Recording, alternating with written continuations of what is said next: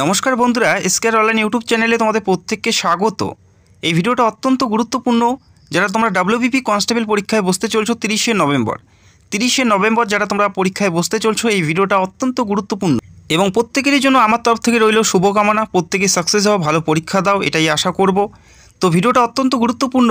যারা তোমরা পরীক্ষায় বসতে চলছো, অনেকেই তোমরা কমেন্ট করছো যে এডমিট কবে ডাউনলোড করতে পারবো, কী করে ডাউনলোড করব, বা অনেকেই বলছো এমনও প্রার্থী রয়েছে যাদের সিরিয়াল নাম্বার জানা নেই, তারা কি করে এডমিট কার্ড ডাউনলোড করবে এবং কবে করতে পারবে, কোন ওয়েবসাইটের মাধ্যমে করতে হবে, প্রত্যেকটা বিষয় আমি তোমাদের জানাবো। যাদের সিরিয়াল নাম্বার নেই, অনেকেই রয়েছে যে অ্যাপ্লাই করার পর সিরিয়াল নাম্বারটি ভালো করে রাখেনি, তারা কি করে এডমিট ডাউনলোড করবে বা কি করে পরীক্ষায় বসবে, সেটা আমি তোমাদের ভিডিওতে জানাবো।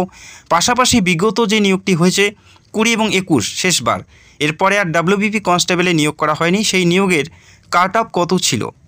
যেহেতু এই বছর একটিমাত্র পরীক্ষা, এই বছরের জন্য এই একটি পরীক্ষার ক্ষেত্রে সেফ স্কোর কত থাকবে, কত হলে সেফ জোনে থাকবে বা কাট অফ কেমন যেতে পারে, সেটা তোমরা এই ভিডিও দেখলেই বুঝতে পারবে। তো যারা পরীক্ষায় বসতে চলছো, যে সমস্ত প্রশ্নগুলো তোমাদের রয়েছে প্রত্যেকটা বিষয় তোমরা জানতে পারবে। পাশাপাশি মাঠ কী থাকবে এবং পরীক্ষা কোন বিষয়ে হবে, পরীক্ষার বিষয়গুলো একটু দেখে নেব শেষ মুহূর্তে গিয়ে, ঠিক আছে। তো আজকের ভিডিও অত্যন্ত গুরুত্বপূর্ণ। পাশাপাশি যারা প্রিপারেশন নিচ্ছ, তো হাতে বেশি একটা সময় নেই, তোমাদের এখন বর্তমানে মক টেস্ট এবং পাশাপাশি প্র্যাকটিস সেটগুলো ফলো করতে হবে। তো এই বছরের জন্য যে সমস্ত প্র্যাকটিস সেটগুলো বেস্ট, প্রত্যেকটা লিঙ্ক তোমরা ভিডিও নিচে পেয়ে যাবে, সরাসরি তোমরা ফ্লিপকার্ট থেকে অর্ডার করতে পারো। এই মুহূর্তে দেখে নিচ্ছি ভ্যাকেন্সিসটা আমরা ক্যাটাগরি ওয়াইজ দেখে নিচ্ছি। তো ভ্যাকেন্সিসটা আমরা প্রথমে দেখে নিচ্ছি। দেখো, যেখানে টোটাল ভ্যাকেন্সিস 11,749টি, একটা বড় সংখ্যায় নিয়োগ করা হচ্ছে। তার মধ্যে 8,212টি মেলদের এবং ফিমেলদের রয়েছে 3,537টি, একটা বড় সংখ্যায় নিয়োগ করা হচ্ছে। তবে এখানে 8,000-এর কাছাকাছি শূন্যপদ থাকছে যারা সিভিক, যারা এনভিএফ, যারা এসজি, হোমগার্ড, তাদের জন্যই 8,000 থাকছে। বাকিদের যারা ফ্রেশার, যারা নতুন বা যারা আমাদের মতো প্রথমবার পরীক্ষা দিয়ে চাকরি পেতে চাও, তাদের জন্য ভ্যাকেন্সিস মাত্র 3,120টি।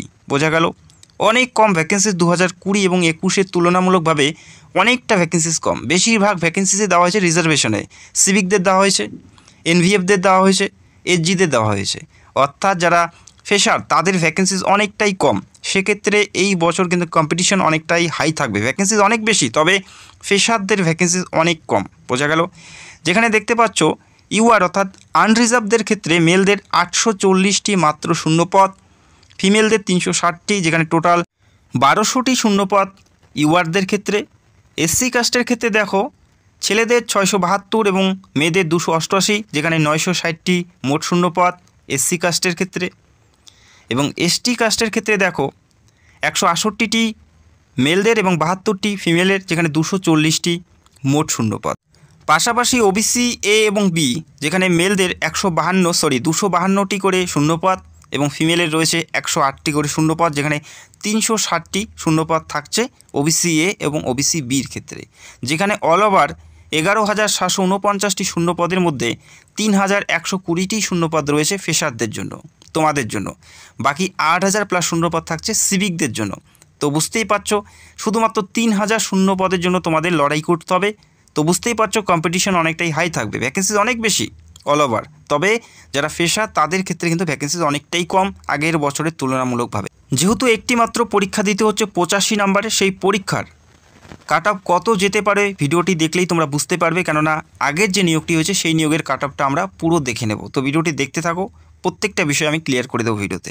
পরীক্ষার তারিখ 30শে নভেম্বর 2025, পরীক্ষার তারিখ 30শে নভেম্বর 2025 তারিখে পরীক্ষা হবে এবং এডমিট কার্ড সম্ভবত 20/11/2025 থেকে তোমরা ডাউনলোড করতে পারবে। 20 তারিখ থেকে এডমিট কার্ড ডাউনলোড করতে পারবে। এদের যে অফিসিয়াল সাইট www.police.gov.in অথবা পিআরবির অফিসিয়াল সাইটে গিয়ে তোমাদের এডমিট কার্ড ডাউনলোড করতে হবে, ঠিক আছে। এই দুটি ওয়েবসাইটের মাধ্যমে তোমরা এডমিট কার্ড ডাউনলোড করতে পারবে পরীক্ষার 10 দিন আগে, ঠিক আছে। এবং এডমিট ডাউনলোড করার জন্য অবশ্যই তোমাদের অ্যাপ্লাই করার সময় যেটা অ্যাপ্লিকেশন নাম্বার পেয়েছো, সেই অ্যাপ্লিকেশন নাম্বার এবং তোমাদের date of birth DD MM YY এই ফরম্যাটে তোমাদের ফিল করে সাবমিট করলেই তোমরা এডমিট ডাউনলোড করতে পারবে। এবং সেখান থেকে তোমরা জানতে পারবে কোন ভেন্যুতে তোমাদের পরীক্ষা হবে, পরীক্ষার ডেট, টাইম, প্রত্যেকটা বিষয় তোমাদের সেখান থেকে জানানো হবে যখন তোমরা এডমিট কার্ডটা ডাউনলোড করতে পারবে।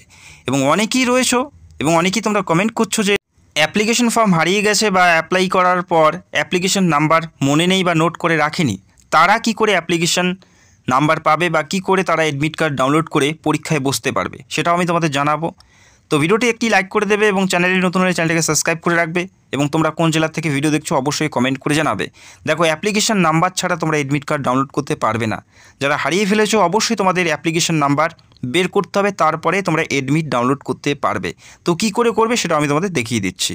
পিআরবি বোর্ড থেকে একটি নতুন পোর্টাল ওপেন করা হয়েছে এবং লিঙ্ক দেওয়া হয়েছে, সেখান থেকে তোমরা জানতে পারবে no your application serial number.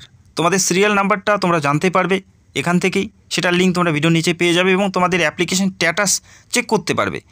যদি তোমরা চাও যে আমার অ্যাপ্লিকেশনটি সঠিকভাবে জমা পড়লো কি না বা রিজেক্ট হলো কি না, সেটাও তোমরা এখান থেকে চেক করতে পারবে।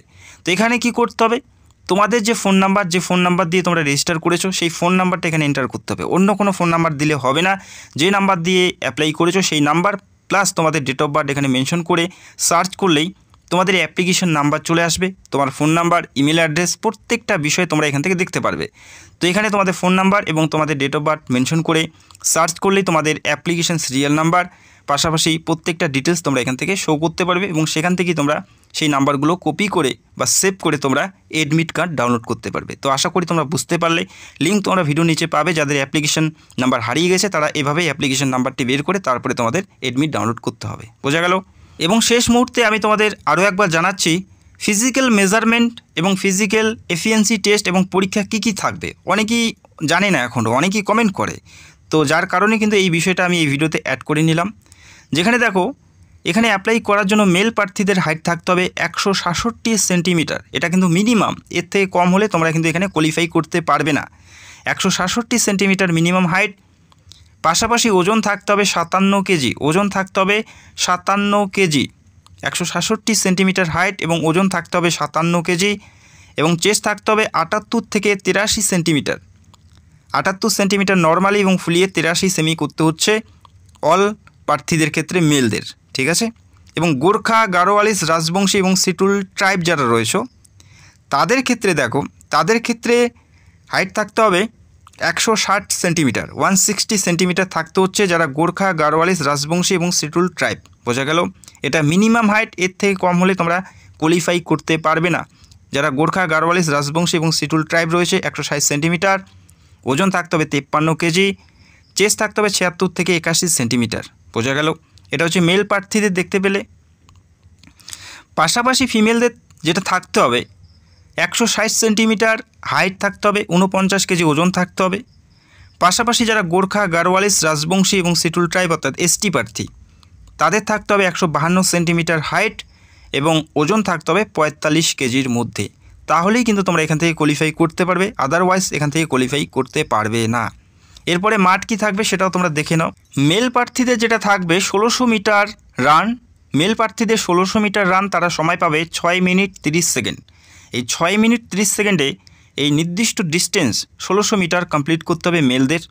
এটা হচ্ছে মেল প্রার্থীদের। এবং ফিমেলদের থাকবে 800 মিটার ডিস্টেন্স, তারা সময় পাবে 4 মিনিট। ফিমেলদের 800 মিটার 4 মিনিট এবং মেলদের 1600 মিটার 6 মিনিট 30 সেকেন্ড। এখানে ফার্স্ট সেকেন্ডের কোনো ব্যাপার নেই। এই নির্দিষ্ট সময়ের মধ্যে ডিস্টেন্সটা কমপ্লিট করলেই, ক্লিয়ার করলেই তোমরা কোয়ালিফাই করতে পারবে। ঠিক আছে? এটা তোমাদের মাঠ।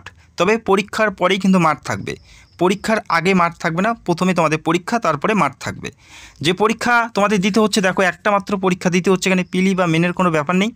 তো বলতেই পারো সরাসরি তোমাদের মেন পরীক্ষার মাধ্যমে নিয়োগ করা হচ্ছে। মেন পরীক্ষার পরেই তোমাদের মাঠ থাকছে। যেখানে দেখো, যে পরীক্ষা দিতে হচ্ছে 85 নম্বরের একটি পরীক্ষা থাকবে ওএমআর বেস্ট, অর্থাৎ অফলাইনে তোমাদের পরীক্ষা হবে। রাজ্যের প্রত্যেকটা জেলাতেই পরীক্ষা সেন্টার পাবে।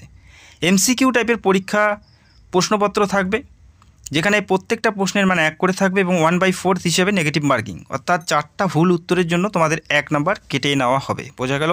4টা করে অপশন দেওয়া হবে, সেখান থেকে সঠিক উত্তর বেছে নিতে হবে।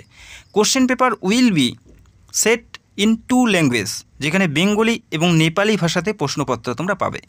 বেঙ্গলি এবং নেপালি ভাষাতে প্রশ্নপত্র পাবে। এই রাজ্যের প্রত্যেকটা জেলাতেই তোমরা পরীক্ষা সেন্টার পাবে। বোঝা গেল? পরীক্ষা সেন্টার প্রত্যেকটা জেলাতেই থাকছে। এবং যে বিষয়বস্তুর উপর পরীক্ষা হবে সেটাও তোমরা দেখে নাও। জেনারেল অ্যাওয়ারনেস এবং জেনারেল নলেজ থেকে 25টি প্রশ্ন 25 নম্বর, ইংলিশ থেকে 10 নম্বর, ম্যাথ থেকে 25 নম্বর, রিজনিং থেকে থাকবে 25 নম্বর। এই কয়টি বিষয়ের উপর পরীক্ষা থাকবে। 85টি প্রশ্ন 85 নম্বরের পরীক্ষা তোমাদের দিতে হবে। এবং এই পরীক্ষা যে সকল প্রার্থী পাশ করবে তারা সরাসরি মাঠে ডাক পাবে।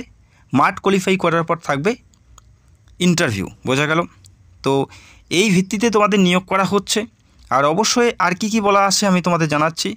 যেখানে 15 নম্বরের ইন্টারভিউ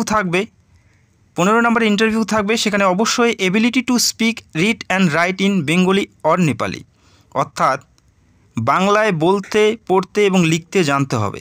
ঠিক আছে, ইন্টারভিউ অবশ্যই তোমাদের এটা চেক আউট করা হবে। বোঝা গেল? বাংলায় বলতে, পড়তে, লিখতে জানতে হবে। এখানে 15 নম্বর থাকবে। এরপরে থাকবে ভেরিফিকেশান, ডকুমেন্ট ভেরিফিকেশান এবং ভেরিফিকেশান অফ ক্যারেক্টার। এরপরে মেডিকেল টেস্ট, মেডিকেল এক্সামিনেশান, এই কয়টি ধাপ তোমাদের থাকবে। তারপরে ট্রেনিং থাকবে। ঠিক আছে, এভাবে তোমাদের সিলেক্টেড করা হচ্ছে। এরপরে আমি তোমাদের জানাচ্ছি যে বিগত যে নিয়োগটি হয়েছে 2020 এবং 21 সেখানে কাট অফ কত ছিল। এটা দেখলেই তোমরা বুঝতে পারবে এই বছরের কম্পিটিশন কেমন হবে বা কাট অফ কত আসতে পারে। ডাব্লিউবি কনস্টেবল রিক্রুটমেন্ট 2020 এবং 21, এই 2020-21 পর ডাব্লিউবিপি কনস্টেবল এবং লেডি কনস্টেবল ভ্যাকেন্সিস বের হয়নি। শুধুমাত্র কনস্টেবল, লেডি কনস্টেবলের ভ্যাকেন্সিস বেরিয়েছে, তবে মেল ফিমেলের কোনো ভ্যাকেন্সিস বের হয়নি। যেখানে 7440টি মেলের ভ্যাকেন্সিস এবং 1192টি ফিমেলের ভ্যাকেন্সিস ছিল। এই বছরের তুলনামূলকভাবে অনেক বেশি ভ্যাকেন্সিস ছিল। যেখানে পিলি পরীক্ষা ছিল, তবে এই বছর পিলি পরীক্ষা তোমরা দেখতে পাচ্ছ না এই নিয়োগের ক্ষেত্রে। ইউআরের ক্ষেত্রে দেখো 100-র মধ্যে কাট অফ ছিল 41.25 পিলি পরীক্ষার, এবং মেন পরীক্ষার কাট অফ ছিল আউট অফ 85, 85-র মধ্যে কাট অফ ছিল 42.50। এটা হচ্ছে মেন পরীক্ষার, যেখানে 85-র মধ্যে ছিল, এবং ফাইনাল মেরিট ছিল 58.75 অর্থাৎ 75। ঠিক আছে, এসসির ক্ষেত্রে ছিল দেখো 100-র মধ্যে 30.50 এবং 85-র মধ্যে মেন এক্সামের কাট অফ ছিল 37.75 এবং ফাইনাল কাট অফ ছিল 54.25।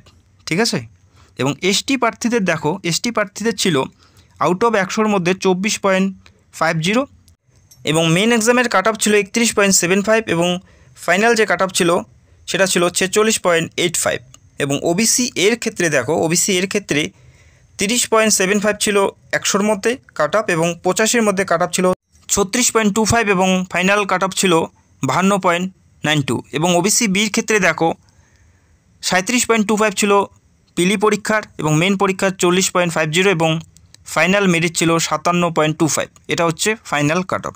বোঝা গেল? এটা তোমরা দেখতে পেলে 20-21-এর যে নিয়োগটি হয়েছে সেই নিয়োগের কাট অফগুলো, যেখানে আউট অফ 85-এর যে কাট অফগুলো তোমরা দেখতে পাচ্ছ। ইউআরের ছিল 42.50।